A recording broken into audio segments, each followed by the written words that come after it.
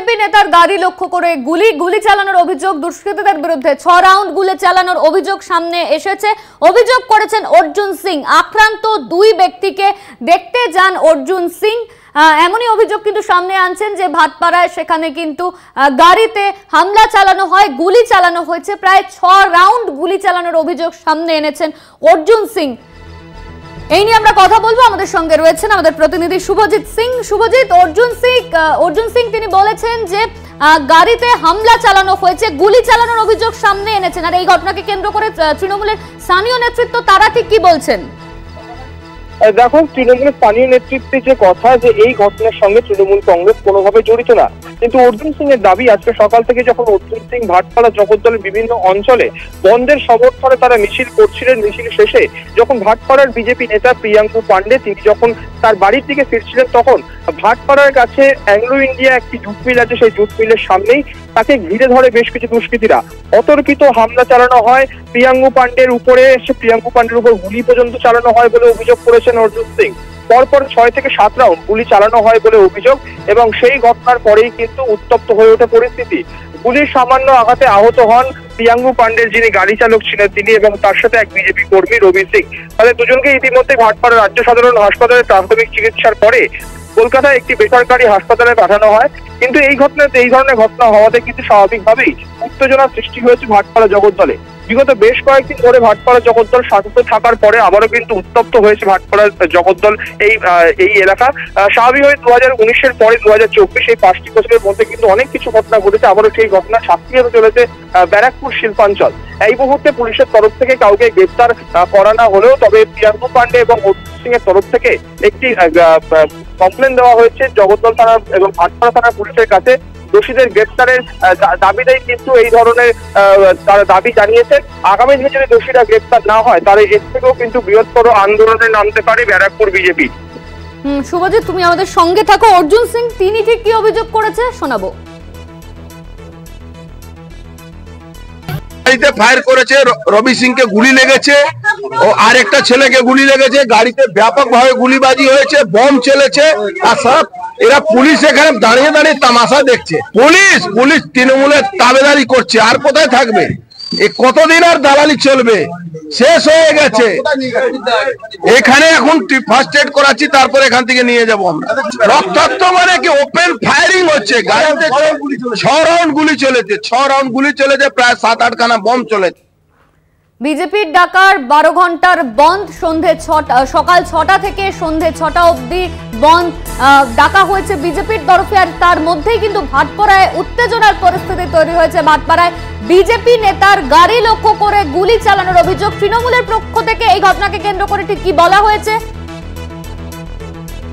শুভজিৎ? তৃণমূলের পক্ষ থেকে এই ঘটনাকে কেন্দ্র করে ঠিক কি বলা হচ্ছে? দেখো, তৃণমূলের তরফ থেকে পরিষ্কার জানিয়ে দেওয়া হয়েছে এই ঘটনার সঙ্গে তৃণমূল কংগ্রেসের কেউ যুক্ত নেই। কিছু দুষ্কৃতী তাদের ব্যক্তিগত আক্রোশের জেরেই কিন্তু প্রিয়াঙ্কু পান্ডের উপর গুলি চালিয়েছে বলে তৃণমূল নেতৃত্বের তরফ থেকে অভিযোগ করা হয়েছে।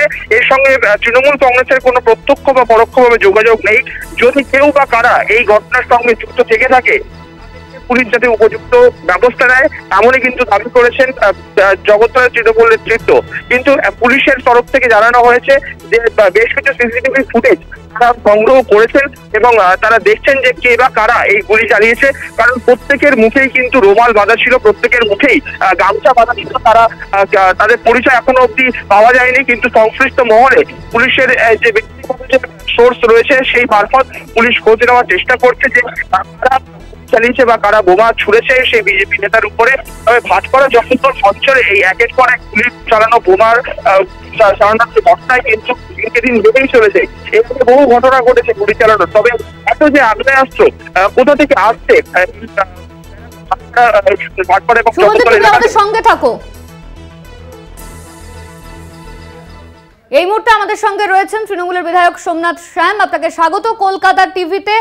আমরা জানি অর্জুন সিং তিনি অভিযোগ করছেন যে ইতিমধ্যেই গাড়িতে গুলি চালানো হয়েছে, দুষ্কৃতীরা তারা গুলি চালিয়েছে। 6 রাউন্ড গুলি চালানোর অভিযোগ সামনে এনেছেন অর্জুন সিং। আপনার প্রতিক্রিয়া?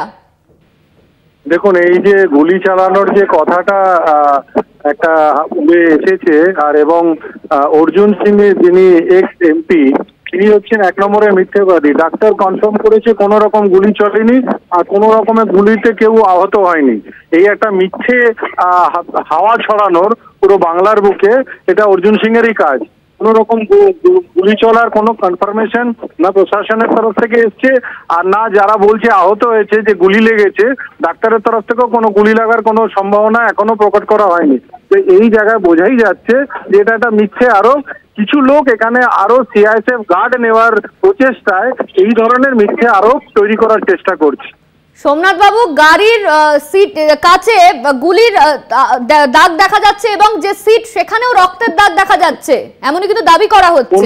কোনো একটা স্কাফেলিং হয়েছে, কেউ 2-4টে গাড়ি নিয়ে একটি গেটের মিলের গেটে মজদুরদের আটকাবার চেষ্টা করছিল, সেইখানে একটি মজদুরদের সঙ্গে স্কাফলিং হয়েছে। সেই স্কাফলিং এ কে আহত হয়েছে, যদি কারোর দ্বারা কিছু হয়ে থাকে প্রশাসন তাদের অবশ্যই তাদের অ্যারেস্ট করবে এবং যথাযথ ব্যবস্থা নেওয়ার সেটা নেবে, কিন্তু গুলি সেখানে চলেনি, এটা একটা মিথ্যে আরোপ। ধন্যবাদ আপনাকে। আমাদের সঙ্গে ছিলেন তৃণমূল বিধায়ক সোমনাথ শ্যাম। ইতিমধ্যেই আমরা দেখেছি যে অভিযোগ সামনে আনছেন অর্জুন সিং, যে গুলি চালানো হয়েছে বিজেপি নেতার গাড়িতে, গুলি চালানোর অভিযোগ সামনে এসেছে। 6 রাউন্ড গুলি চালিয়েছে দুষ্কৃতীরা। ইতিমধ্যেই কিন্তু এই অভিযোগে সরব হয়েছেন অর্জুন সিং। আক্রান্ত 2 ব্যক্তিকে দেখতে যান অর্জুন সিং। আমাদের সঙ্গে ছিলেন আমাদের প্রতিনিধি শুভজিৎ সিং। শুভজিৎ, তোমায় ধন্যবাদ।